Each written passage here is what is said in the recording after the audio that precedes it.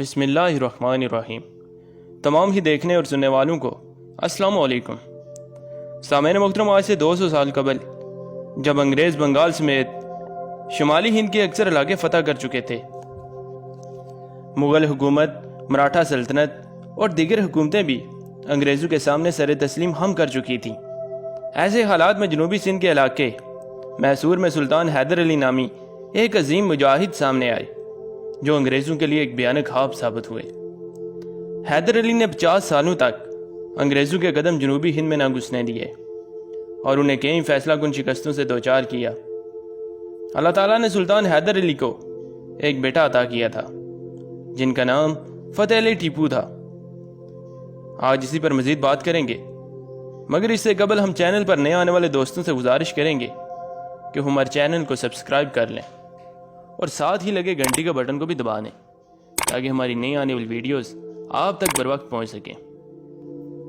جی تو سامعین محترم، فتح علی ٹیپو ذاتی صفات اور بہادری میں سلطان حیدر علی سے بھی بڑھ کر ثابت ہوئے۔ سلطان حیدر علی نے ٹیپو کو لڑکپن کی عمر سے ہی سلطنتی امور سونپنا شروع کر دیے اور تمام اہم فیصلوں میں ٹیپو کی رائے لی جاتی۔ ٹیپو سلطان کو حیدر علی کا داہنا ہاتھ قرار دیا جانے لگا۔ 1782 عیسوی میں سلطان حیدر علی کینسر کے باعث انتقال کر گئے۔ سلطان حیدر علی کے بعد ٹیپو سلطان میسور کے سلطان بنے۔ سرزمین ہند کو ٹیپو جیسا بہادر سلطان نہ تو پہلے کبھی نصیب ہوا تھا اور نہ ہی بعد میں ملا۔ ٹیپو سلطان اپنی رعایا کا خیال مذہب اور رنگ و نسل سے بالاتر ہو کر کرتے، حکمران ہونے کے باوجود عام انسانوں کی طرح زندگی بسر کرتے، جنگ میں سپاہیوں کے ساتھ پہلی صف میں کھڑے نظر آتے، ہر وقت باوضو رہتے اور تلاوت قرآن پاک باقاعدگی سے کیا کرتے۔ انگریزوں اور ٹیپو سلطان کے درمیان بے شمار جنگیں لڑی گئیں اور انگریز بے پناہ وسائل ہونے کے باوجود ٹیپو سلطان کو کبھی ہرا نہ سکے۔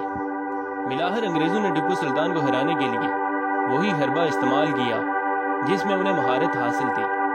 1799 عیسوی میں انگریز ٹیپو سلطان کو ہرانے میں کامیاب رہے، مگر یہ ایک جنگ نہیں بلکہ ایک دھوکہ تھا، اور اس دھوکے کا مرکزی کردار میر صادق تھا۔ میر صادق کے پاس ایک آکاٹ نامی شہر کی صوبیداری تھی اور ٹیپو سلطان نے میر صادق کی محنت سے متاثر ہو کر اسے وزیر دیوان کا عہدہ عنایت کیا تھا۔ اس ترقی کے سفر نے میر صادق کے اندر اور لالچ پیدا کر دی اور اس نے خزانے میں ہیرا پھیری شروع کر دی۔ جب یہ بات ٹیپو سلطان تک پہنچی تو انہیں میر صادق کے بارے میں تحقیقات کرانا پڑی۔ تحقیق کے بعد میر صادق مجرم ثابت ہوا۔ ٹیپو سلطان نے میر صادق کو وزیر دیوان کے عہدے سے ہٹا دیا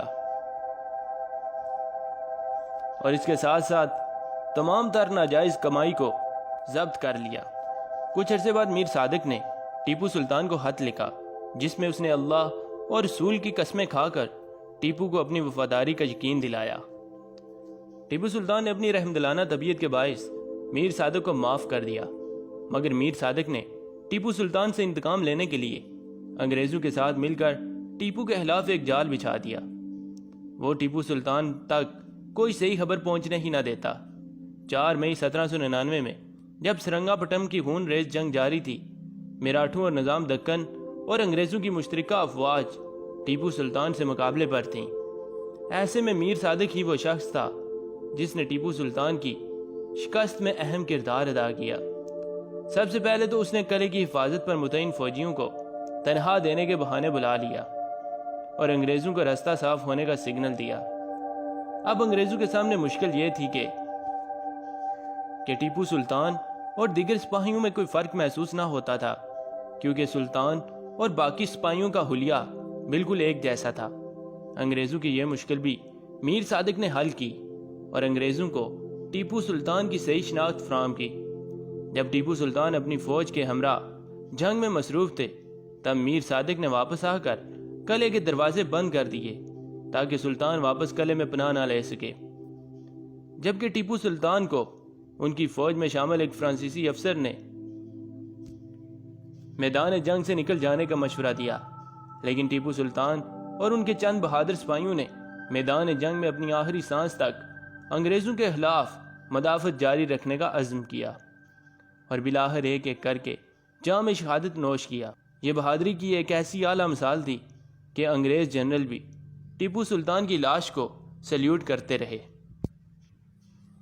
آپ کی تدفین شریف بارش کے دوران کی گئی۔ دوسری طرف میر صادق، جو اپنے کالے کارنامے کی بات انگریزوں سے ملنے جا رہا تھا، اس کو راستے میں عوام اور ٹیپو سلطان کے فوجیوں نے مار مار کر موت کے گھاٹ اتار دیا۔ انگریزوں نے مدافعت کرتے ہوئے میر صادق کی لاش کی تدفین کی، لیکن عوام میں غصہ اتنا زیادہ تھا کہ لوگوں نے میر صادق کی لاش کو قبر سے نکال لیا اور اس پر خوب نجازت پھینکی۔ انگریزوں نے ایک بار پھر مدافعت کی اور میر جعفر کی لاش کو دوبارہ دفن کر دیا۔ سامعین محترم، یہ تو تھا میر صادق کا انجام۔ میر صادق کی آنے والی نسلوں کا گزر بسر انگریزوں کی جانب سے ملنے والے وظیفے پر ہوتا تھا، اور جب وہ وظیفہ لینے آتے تو چپڑاسی آواز لگاتا، میر صادق غدار کے ورثہ حاضر ہوں۔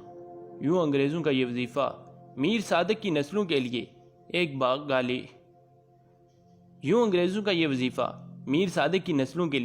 ایک گالی بن کے رہ گیا۔ سامعین، امید کرتے ہیں کہ آج کی یہ ویڈیو آپ کو پسند آئی ہوگی۔ کمنٹ سیکشن میں اپنی رائے کا اظہار ضرور کیجیے گا۔ اگلی ویڈیو کے ساتھ پھر حاضر ہوں گے، تب تک اپنا اور اپنے پیاروں کا بہت سا خیال رکھیے گا۔ اللہ نگہبان۔